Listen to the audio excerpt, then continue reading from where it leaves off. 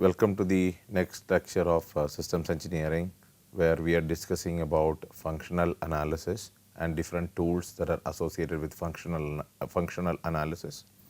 Today we are going to talk about two major tools called time analysis sheet and requirement allocation sheet. So the time analysis sheet and requirement allocation sheet both are tools that are used in functional analysis. Both time analysis and requirement allocation sheets are used in functional analysis. Functional analysis. Okay. We already seen the three-step process in systems engineering, as we called about it as requirement analysis,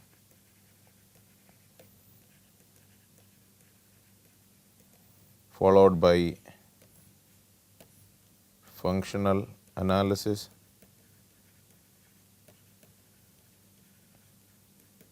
followed by design synthesis,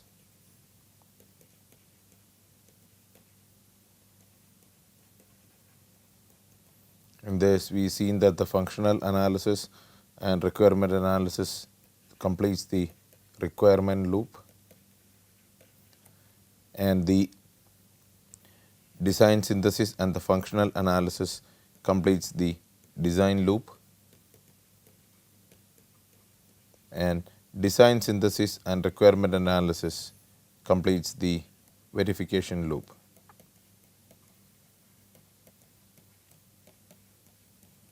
Okay. And we already seen requirement analysis. This is already completed. We are just going through functional analysis. This is what we are working on, and these two tools are actually tools that are used in the functional analysis, where to do certain aspects of it.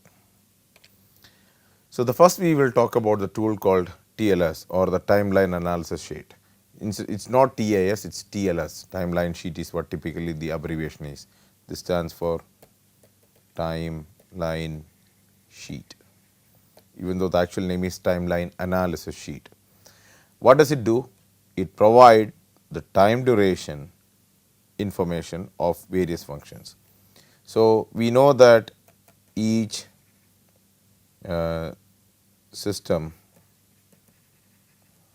will have many functions.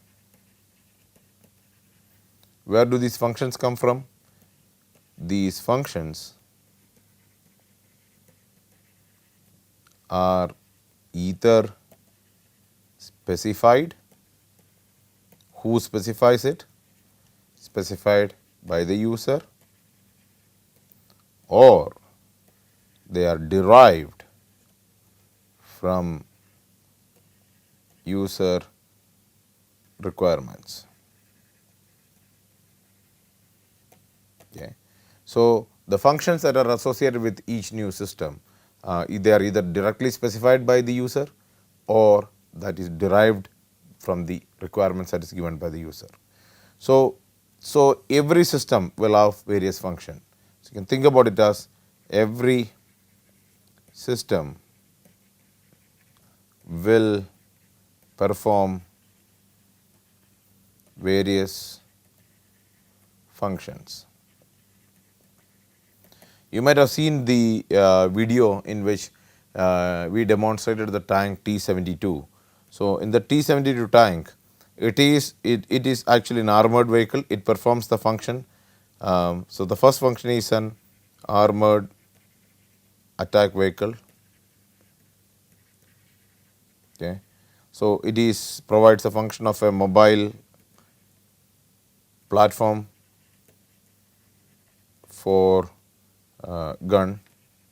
That means a big howitzer is mounted on it. It also provides protection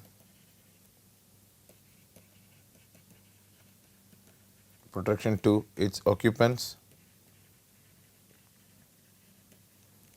It is also allow for crossing tough terrains like water, marsh, etc. Okay. So you've seen this. So it has different functions that it also can provide, combat aircrafts, etc. Attack enemy. There's quite a lot of functions the tank is capable of doing. So all these functions when the time it was designed or somebody conceived that product, it was either specified by the user or it was derived from the user requirements that were provided. So every system will perform various functions that we already know. Then once they perform, when a system perform various functions, it is important to know the time duration associated with each function, how much time it will take. So this means how long it will take, or other way to look at it is how much time should be budgeted. So these questions are answered with the help of TLS. So what also TLS does is it provides an overview, provides the user with an overview or the designers with an overview of concurrency. Concurrency means functions that happen simultaneously. Concurrent functions, how many of them are happening at the same time? Okay. That part is told. Then there is overlapping functions, which means functions that occur together for some time. That's another case. Then third one is called sequential relationship, and this is called as a functions that obey successor predecessor relationship among themselves. So if you draw this in a graph, an example of this would be the concurrency. Number one, if we talk one as a concurrency, you can think about this as this is time and this is the functions. Then you can talk about these as concurrent functions. Okay, both of them happening at the same time, F1 and F2. Okay, while as overlapping functions, you can think about it as something like these. Here is your time, here is your function axis, F1 and F2. Okay. And sequential, on the other hand, will look something like this. It will be a time axis and it will be strictly this. Okay. F1 and F2 means the function will only happen after. So F2 will only happen after completion of F1. Okay. So you can say that in this case it is F2 succeeds F1 or F1 precedes F2. Okay. So these two things are these three things are happening. Okay. So this is your 2 and here is the 3. Okay. All right. So what are the major uses of TLS or the timeline sheet or timeline analysis sheet? So the TLS, the major utility of it is it identifies critical functions. Okay. The criticality of the functions, this is purely with respect to time. So these functions are also sometimes called as time critical functions. Okay. So the criticality of the functions with respect to time are identified with the help of TLS, and these functions have the capability to directly impact. So we are saying that it identifies time critical functions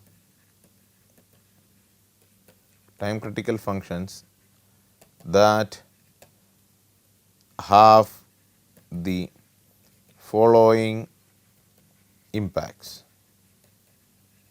What are those impacts? Number one is system availability. System availability is Okay. In another way to think about it is how long and how quickly the system is available to do its intended job. Okay. That is what we call a system availability. So, by understanding the time critical functions and understanding the time requirements associated with these time critical functions, we can fairly very well estimate the system availability. How quickly is the system available for doing something, and if when the system is made available, how long the system is available to do the stuff before it has to be taken out for maintenance or something else like that. So, that is the first and foremost aspect. Second one is the operating time of the system. Okay. This is to an extent related to the system availability, but this is more precisely how long the system can be operated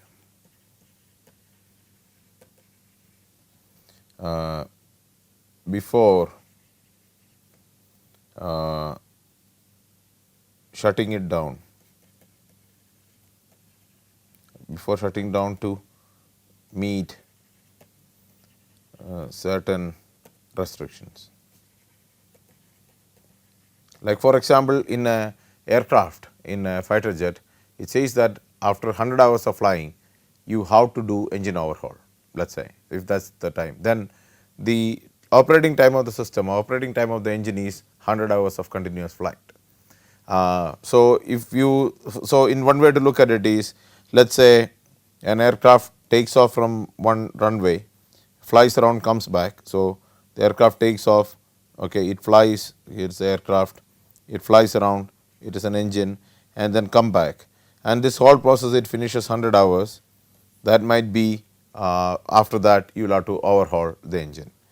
Sometimes it is also said that the engine need to be overhauled after 30 successive, instead of 30, let us make it 20, that makes our life easy, 20 successive takeoff and landings.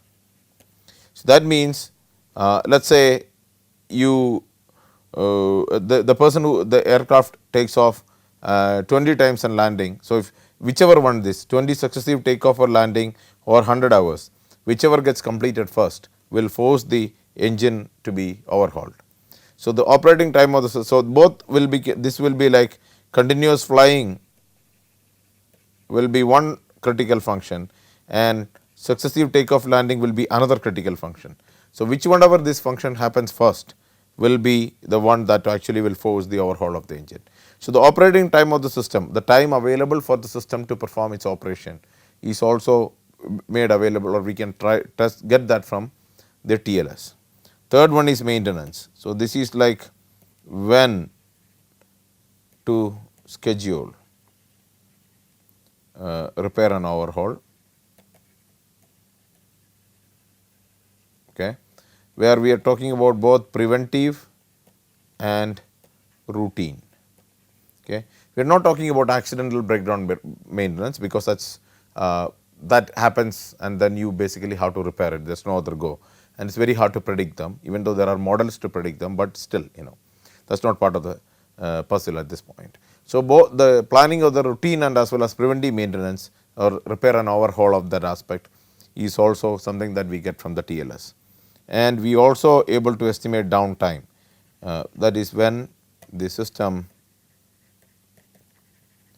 is idle, when it is not doing anything, when it is not doing its intended job, okay, that is called as the downtime. Okay. So, these much are the criticality aspects with respect to time the TLS allows us to identify and as well as help us to directly quantify the impact on these kind of aspects. Also, TLS also identifies specific design requirements that are time related. Okay. So, like when you are designing the system, certain time related design requirements will also need to be identified, and those things need to be actually that will be identified by the TLS. So, one classical example of this in our case is a design requirement is when we choose the engine in the UAV, when a specific gasoline engine was chosen, then the overhaul or then the uh, tuning duration or time between two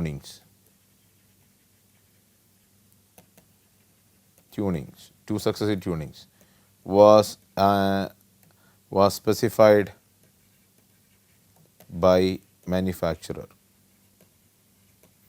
So, we will be like after every 50 hours of flying, we will have to go and check the engine and adjust its tuning to ensure that the engine is doing what it's supposed to do. So, there is like that's because we decided to choose that engine. So, that is a design choice, and if we chosen another engine which might have done something else and that tuning time would have been different. So, sometimes the choice that you make at the time of designing the product will also sometimes create certain time related criticalities. That also you need to be aware of, and TLS is a good tool to make that, create that awareness. There are also some additional benefits that are associated with the TLS, and those additional benefits are it also provides quick details, okay, details that can be quickly grasped. Number one will be the purpose of function, okay, why the function is needed. This question is the purpose of the function. Okay, what is the purpose of the function? Okay, some people also says what is the purpose of the function. Second one is the detailed performance characteristics. Okay, so as we said earlier that functions and performance characteristics are specified by the customer. So, when performance characteristics are broken down from high level to low level, then that is called that performance characteristics need to be specified with each low level function. It will be both qualitative and quantitative performance requirements, and that is necessary for the designer or the system designer. Remember, this tool, this functional analysis output goes into the input of the design synthesis, where the system designer uses this document to design the system. Okay. Then third aspect is it also allows you to identify the criticality of the function, how critical the function is. Okay.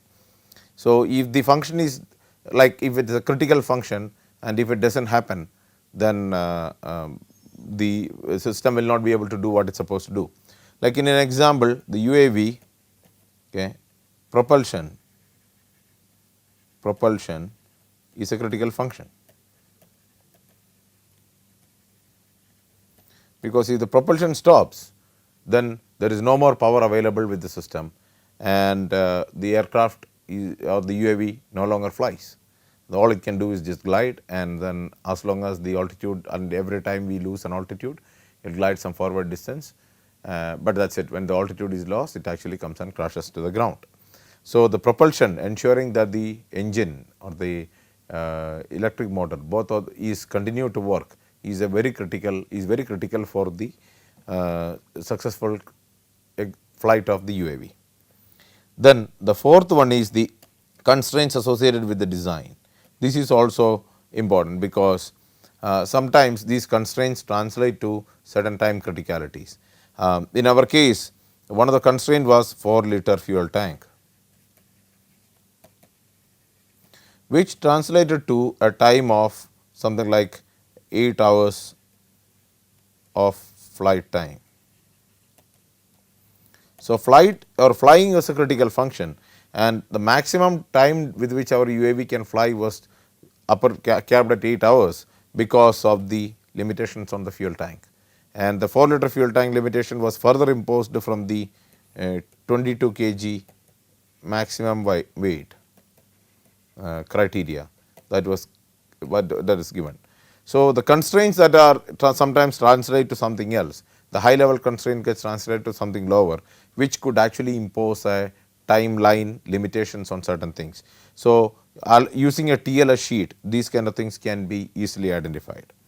And the last one is the initial resource requirement. What all initial resources are required? This is a major question in this regard. Okay. So, an example is in the UAV when we are making, some of the initial resources that were required was molding machine. Okay. Second one is a pattern making system, pattern making or template making, you can think about it. Okay. As a multi-axis milling machine, stuff like that. So, these ones were initially required, but once the mold is built, then these machines were not necessary, because then you are making it from a different, you are making through a different process. So, sometimes the initial resource requirements that is necessary for you to successfully start manufacturing the system and building and delivering the system, it can also be identified from this document. So, what is the format? How is the TLS document looks like? How does a timeline sheet, timeline analysis sheet looks like? So, the first thing will be you are identifying the function. The function PQ, what I dot is P dot Q is kind of like a number. So, somebody says it will be like function 3.1, okay, it will be like a particular number, and the 3.1 will be something in like is the third maybe critical function and the first level of that function, that is what we might be talking about, and then you will have a summary description of the function. So, when you look at this sheet, then you know what you are talking about. Then the number P dot Q dot 1 is what we can call it as 3.1.1 in this case. This will be 3.1.2, 3.1.3. So, the same in that main function 3.1, what are the sub functions that are associated with it? Okay. What are the subsets that are part of it, and then you have the descriptions of the function right here, put the name of it, and then the time. The thing that you need to remember about the time is the time many a times is represented in the reverse manner. So, if somebody says that function is set up we will do an example, but in this case, but a lot of times it is set up in this way. Somebody says that okay, it is like do this for the 3 hours before the takeoff of the UAV. So, then you will be counting it as 3 hours, 2 hour 45 minutes, 2 hour 30 minutes, 2 hour 15 minutes, 2 hours, 1 hour 45 minutes, like this, okay, and it will reach 0, which means as a time at which you are ready to launch the UAV. So, sometimes this decreasing count of time is also used, sometimes the increasing count of time is also used, but lot of the time you will actually come across this, and the time is usually expressed in the terms of hours and minutes. What we will do is we will do an example, a simple example of setting the UAV ready for manual takeoff of is what we will use it as an example in the next case, and see how this whole thing actually works out. So, in our case we will say function 1.1, okay, ground check of UAV before manual runway takeoff, okay, which should be initiated 1 hour before takeoff. Okay. So, this gives you a brief idea of the function 1.1, what is the stuff you need to do, and then if you think about it as in a table, you can have many functions as part of this, okay, And so we will think about it this way. You will have function number, name of the function, then you will have time here. So you can think about it as 60 minutes, then you have 45 minutes, then you have 30 minutes, then you have 15, you have 0, something like this. Let's say for the time being we think about it. And you will have function 1.1.1, we will say check airframe for any visible damages, and that's probably the first thing you have to do, and you will say okay, it takes like 5 minutes, something like this. Okay, so you can put the time period. Then you can say 1.1.2, then you can say check mounts, connections, etc. You can say okay, fine. When you are checking the airframe also, that is where you decide whether it is concurrent or whether it is sequential. So you can partially overlap. Okay, at the same time also you can say okay, this is like a 10 minutes kind of a thing. So then 1.1.3 you can put the other thing, and finally at some point of time you will say last will be 1.1.12 or something like this. Then pressurize pitot tube and check proper indication of airspeed. And then somewhere it actually would say okay, this is something that should happen all by itself, and you would say okay, that will be like a 3-minute stuff, and so then you can see that. So different functions will continue and you will allocate them, and different time period this is what it will happen, something like this. Okay, so this gives you an idea of what the order in which the function will happen, the functions will happen, sub functions will happen, and whether they are. So you will probably end up saying that these two are sequential functions, these two are overlapping functions. There might be another function which might be something like this, which you will say these are concurrent functions, all those kind of stuff. Okay, all right.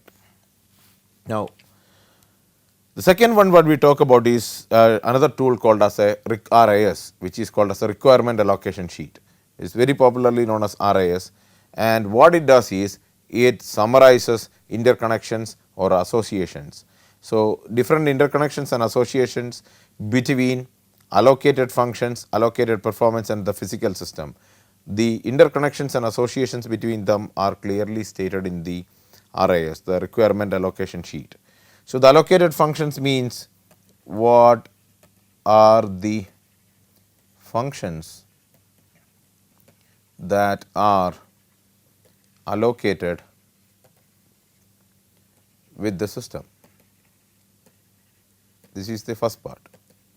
Second is the what are the performances that are allocated with the allocated functions. So once you have a function, then you have performance associated with it. Then combine both of them. What are the components of the physical system that will ensure that functionality is completed or achieved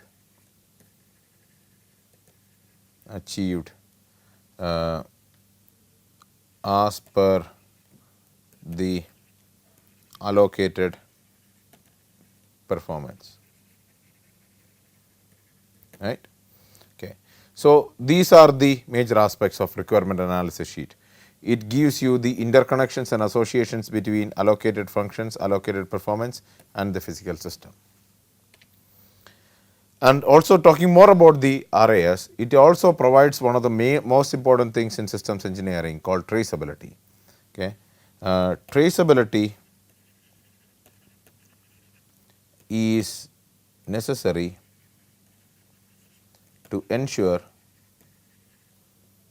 appropriate distribution of performance measures. Appropriate distribution, you can also call it as decomposition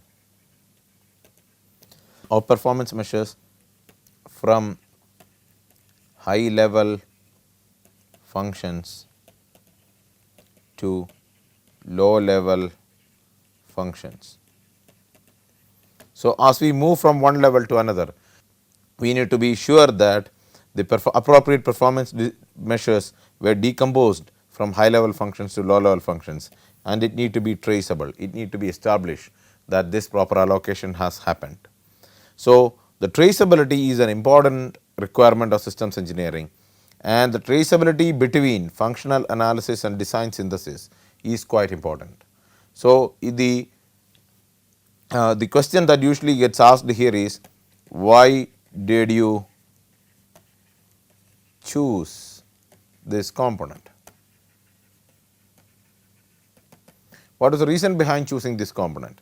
And the answer to that it is chosen because of the performance measures or the performance parameters that were specified with that particular function, and that is part of the functional analysis document. So, the designer need to actually be able to trace or be able to justify the choice of a particular component which is associated with the which is what we call as a traceability. Okay. It is also the main tool that helps in maintaining consistency between functional architecture and design based on that architecture. So, when you are doing this part of the loop, the functional analysis and the design synthesis, these two loops, and when you are doing this, the requirement allocation sheet is one of the major tools that allows us to ensure this traceability and consistency. So, here you require traceability and consistency when you are doing this process. When you are translating the functional design of the product system to a realistic physical design, then this traceability and consistency are two important things that is necessary, and that is achieved. Our requirement analysis sheet actually helps us to requirement allocation sheet helps us to realize that. So, what is the typical format of the RAS? The format of the RAS is something like this. The FFD title, which is the it actually comes from the functional flow diagram title of the function and as the reference number. So, it will be something like, as you say earlier, takeoff prep,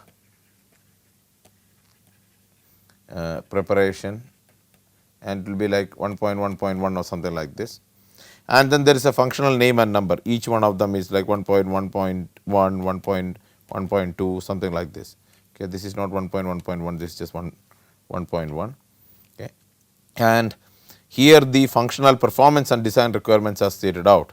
So, like somewhere we say, deploy antenna tripod and turn on tracker antenna. Okay, this will be a simple thing, but it also would require a performance requirement which would be like 360-degree tracking, okay, some 3-degree accuracy, something like this, and also it is like a waterproof, water/weatherproof, somebody would say IP666, something like this. Okay, it will all come out there. And then what are the facilities that are needed? Then what some other specific nomenclature, if we are going to use a specific nomenclature, that also need to be done. And then other details of the specifications, some specific aspects like temperature requirement, okay, humidity, how to zero the north, all those things are part of this exercise. Okay.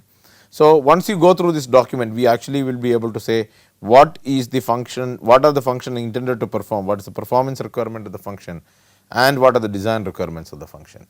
And the detailed specification gives us the intricate or very intensive and intricate details that are necessary for us to decide why this particular choice was made. So, With this, we will actually complete today's lecture, and we will look into the design synthesis as the last part of this lecture, since we are moving towards the end of the course. So, now we will get into the third component, which is called as a design synthesis, from the next class, and in that process we will also try to see few more additional tools. And if you want to learn more about these things, then you are more than welcome to attend the advanced level of this course, in which more tools and additional cases are actually discussed. Thank you.